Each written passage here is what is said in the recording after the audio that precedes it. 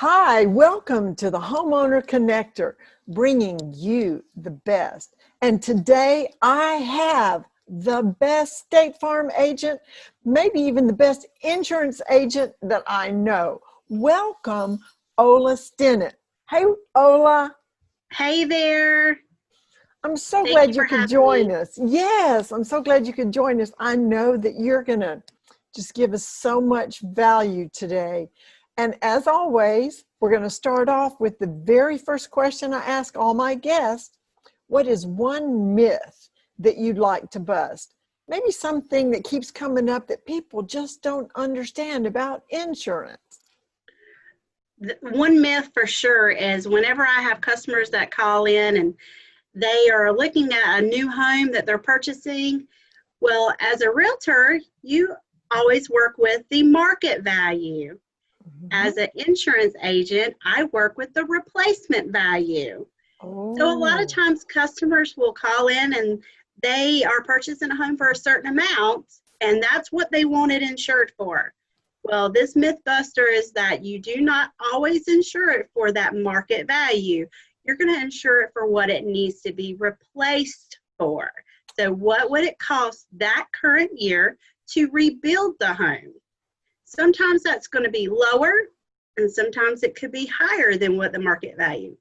If you are purchasing a home that needs some renovation, it's going to be possibly higher because the market value is taken into account that it needs some renovation.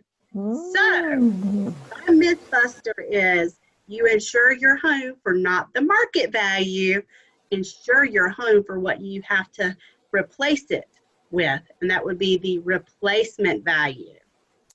Wow.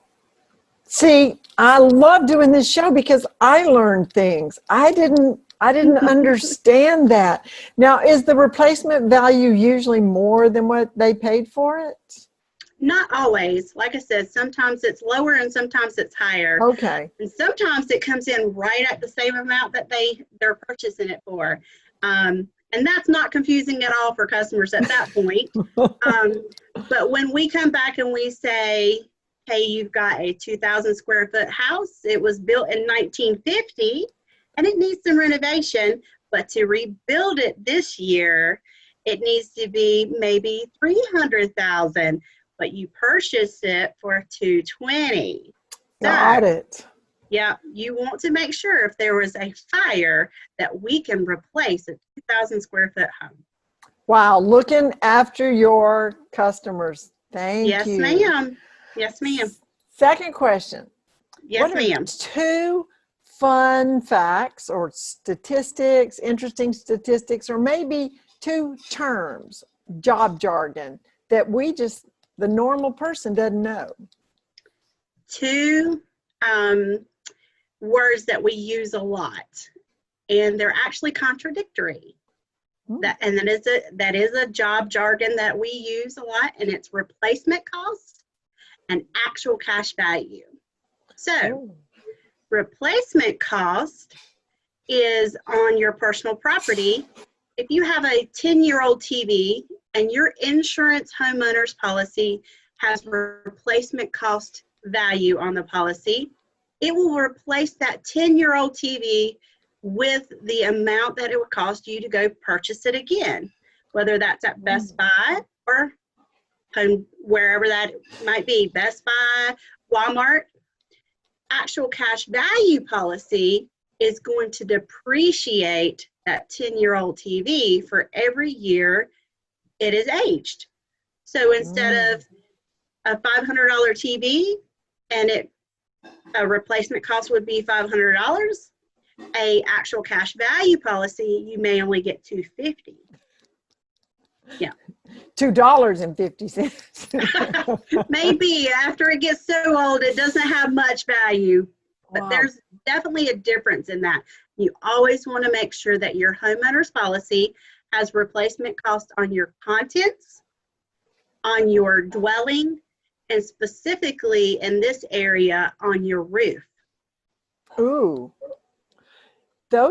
that I knew talking to you today would bring out some very important information to know.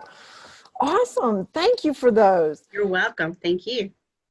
3 tips. Last question. 3 tips that you can give people that are thinking about or not thinking about Mhm. insurance. The first thing is think about when you're calling around and getting quotes. How does that insurance agent make you feel? Think about if you were hiring an employee. When you pay a premium to a insurance company, think about that's you're paying an amount to hire them. Hmm. Would you feel comfortable with them being your employee? If they call you back, do they not call you back? I always tell customers, think about you're hiring me. That premium that you're paying, you're hiring me. I'm working for you. Put me to work. So Hmm. that's what one tip I would tell you.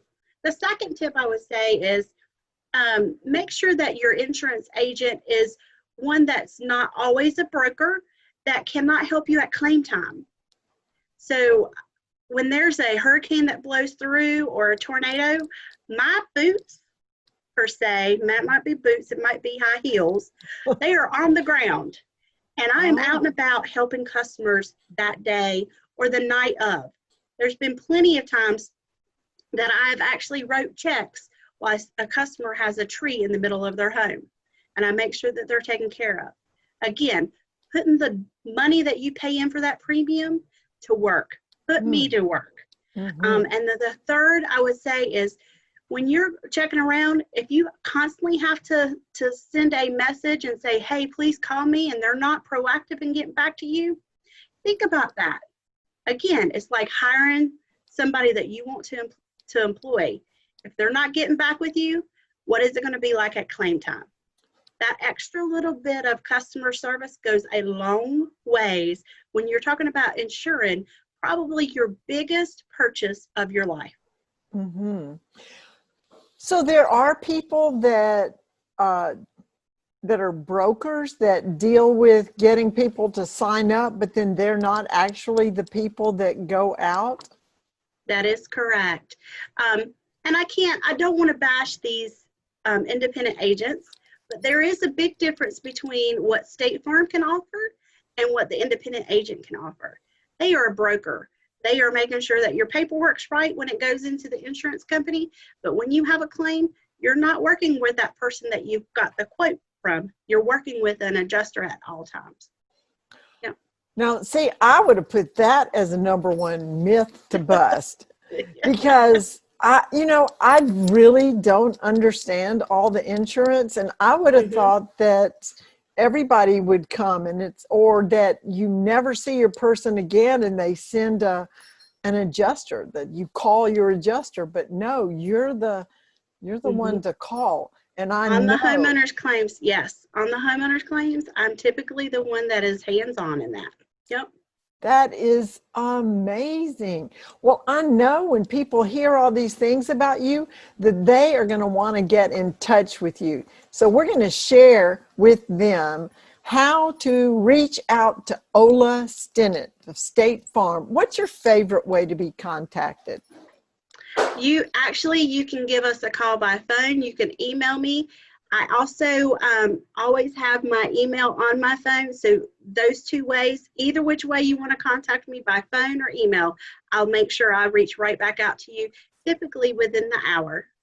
Wow. What about Mhm. texting?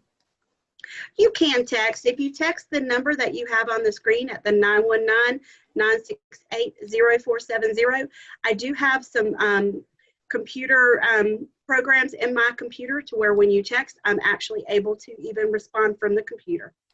Oh, okay. So I think you want to have a in-person phone call.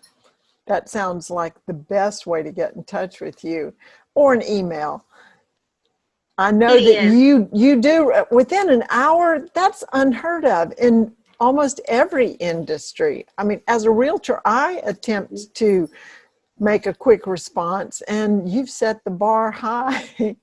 We do our best here in this agency to make sure that we get back with you. Now, if it's in the middle of the night, just know as soon as we get back into the office, we'll definitely give you a call. Okay, yeah, I'm thinking that that's probably guaranteed. Well, Yes. thank you for that. And to wrap it up, Ola, tell us, what is it you love about doing your job?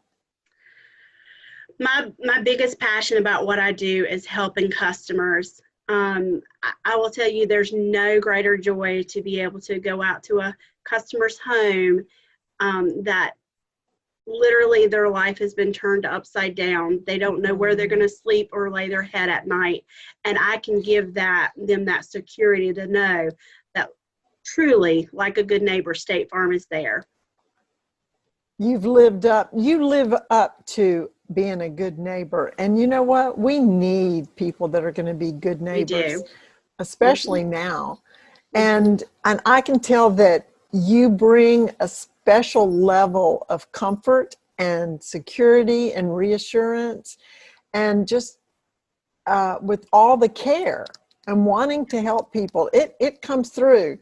Oh, well, And I appreciate that. yeah, I'm so glad. And thank you so much for enlightening us about home insurance and telling us a little bit about how you work and operate.